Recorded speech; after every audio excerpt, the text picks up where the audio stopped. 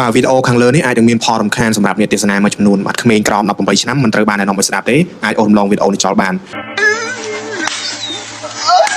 El Pandora គឺជាវីដេអូនៃការធ្វើទរណកម្មក៏ដូចជាការប្រហារទៅលើជីវិតរបស់បរិសុទ្ធម្នាក់ដែលគេជឿថាជាជនក្បត់នៅក្នុងក្រុមកតេលមួយនៃប្រទេសមិចកូបងប្អូនបើសិនបងប្អូនទាំងអស់គ្នាពេញចិត្តនឹងការផលិតវីដេអូរបស់ខ្ញុំបងប្អូនទាំងអស់គ្នាអាចធ្វើការគ្រប់គ្រងតាមរយៈ QR code ខាងលើនេះបានអរគុណទាំងអស់នេះគឺជាឈ្មោះរបស់បងប្អូនបានធ្វើការឧបត្ថម្ភមកកាន់ខ្ញុំនៅក្នុងការផលិតវីដេអូមិនថា10សេនក្តី20សេនក្តីខ្ញុំពិតជាអរគុណទឹកចិត្តបងប្អូនទាំងអស់គ្នាខ្លាំងមែនទែននៅក្នុងវីដេអូនេះគឺគេមានបង្ហាញពីបរិសុទ្ធម្នាក់ដែលមានកាន់កប៉ិតនៅក្នុងដៃហើយបានធ្វើការកាប់ប្រហារទៅលើបរិសុទ្ធម្នាក់ដែលជាជនរងគ្រោះនៅក្នុងវីដេអូហ្នឹងបងប្អូន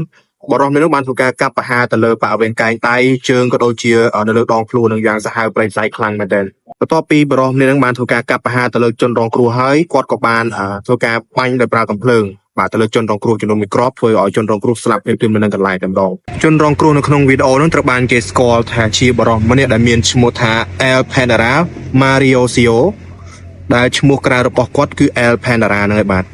គាត់គឺជាសមាជិកនៅក្នុងក្រុមកតេលមួយប៉ុន្តែគេអត់បញ្ជាក់ថាក្រុមកតេលមួយណាបងប្អូនគាត់គឺជា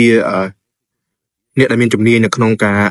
លក់ប្រេងឥន្ធនៈក៏ដូចជាគ្រឿងស្រវឹងខុសច្បាប់លក្ខណៈរត់គេចពន្ធអញ្ចឹងបងប្អូនហើយហេតុការណ៍ដ៏សាហាវប្រៃផ្សៃនិងគួររន្ធត់មួយនេះគឺបានកើតឡើងនៅក្នុងតំបន់ខាងលើនេះបងប្អូនខ្ញុំដាក់ឈ្មោះទីតាំងវីដេអូនេះទើបតែមានការរីករាលដាលនៅលើបណ្ដាញសង្គមបងប្អូនមែនតើវីដេអូនេះគឺបានកើតឡើងតាំងពីឆ្នាំ2021មកម្លេះគាត់មើលតបច្ចុប្បន្នវារៀងយូរដែរបងប្អូនប៉ុន្តែវាទើបតែបែកធ្លាយតាមបណ្ដាញសង្គមផ្សេងៗអញ្ចឹងណាហើយទាក់ទងទៅនឹងក្រុមដែលជាជនបកនៅក្នុងវីដេអូហ្នឹងក៏គេអត់ទាន់ដឹងពីអត្តសញ្ញាណហើយក៏